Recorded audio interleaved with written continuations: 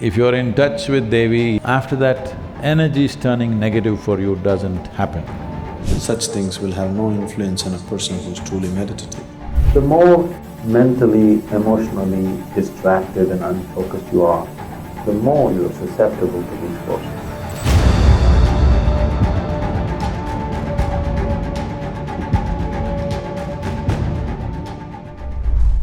There are people manipulating energies to cause harm to somebody. People can even cause death like this. In certain parts of India, it's very prevalent.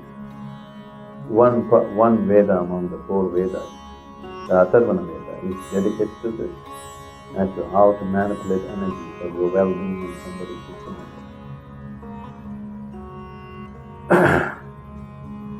These energies or these kind of practices need not necessarily be directed at you. Right now, if somebody is doing something negative to me, if I am not receptive to it, you are sitting here, you may get it. It's very much possible. It's like somebody is shooting at each other on the street, you are just walking on the street and you may get shot. So, certain practices, if you bring in certain practices or certain utterances into day-to-day life, one can easily tide over these things.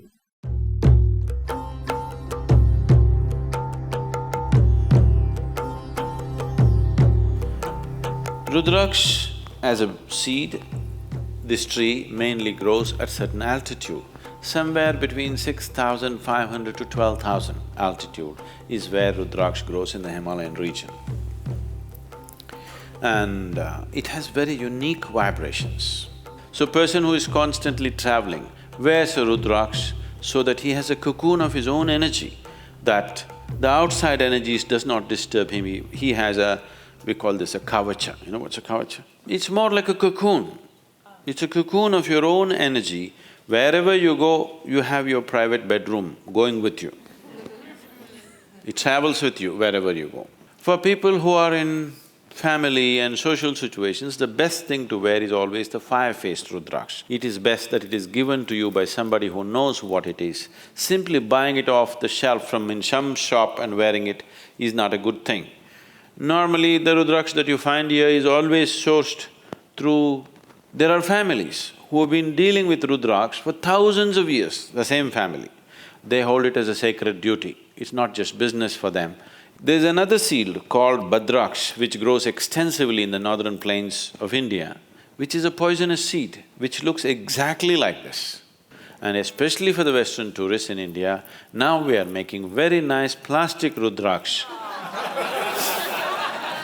which looks wonderful, better than this, but it's plastic Rudraksh, okay? So, it is best that it is always taken through a known source, otherwise all kinds of things will come.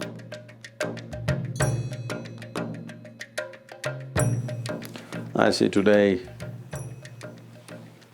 lot of these, for lack of vocabulary, I'm saying, this new age type of people, they're all wearing metal rings on their thumb. See, if you put a metal ring on your thumb, you will inevitably draw certain negative forces towards you. It does not mean you will be necessarily possessed, but you will trip and fall for nothing, all kinds of things will happen, everything goes wrong. Simple things. I don't know if you've met people or you have been one of them at some time, where when things start going wrong, they go wrong in a series, serial trippings, not one or two, simply it keeps happening, everything and everything goes wrong from small things to big things, simply because they would have attracted certain dimensions of energy which is not conducive for doing anything in the world, but it could be conducive to do something else. Only those who want to do occult practices would wear a ring on the thumb. But today, either out of ignorance or fashion, once you put metal on the thumb, you're inviting this.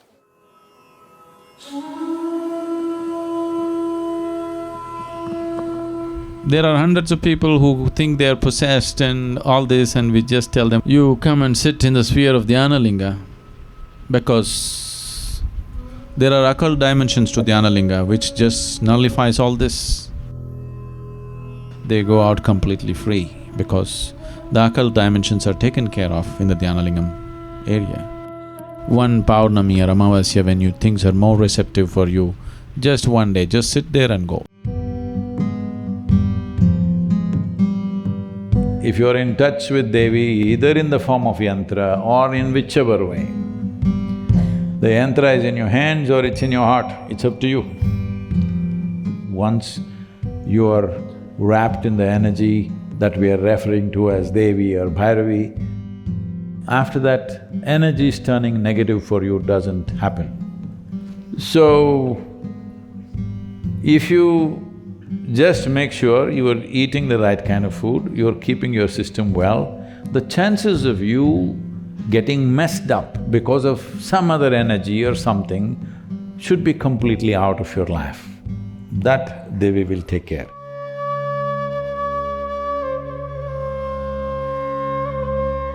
If you're truly meditative, don't even bother about occult. Such things will have no influence on a person who's truly meditative. If you know at least a little bit of silence in you, at least few moments of silence in you in a day, you don't worry about occult. Such things cannot impact a person who knows the stillness of his inner being. Someone said, man is ill only because he doesn't know how to be still. It's perfectly correct. It's perfectly right. All the illnesses have happened because they don't know how to be still, especially those which affect your mind, especially those which happen because of other influences.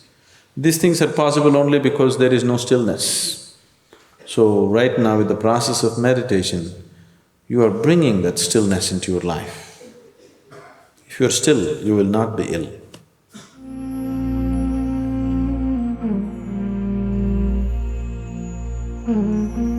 Above all, keeping yourself. The more mentally, emotionally distracted and unfocused you are, the more you're susceptible to these forces. If you are in a certain level of focus and determination, you will see these things may just… they may be like a small road, a bump in the road, they won't be a crash. But if you're in a certain level of destabilization in your emotion and mind, it could lead to a crash.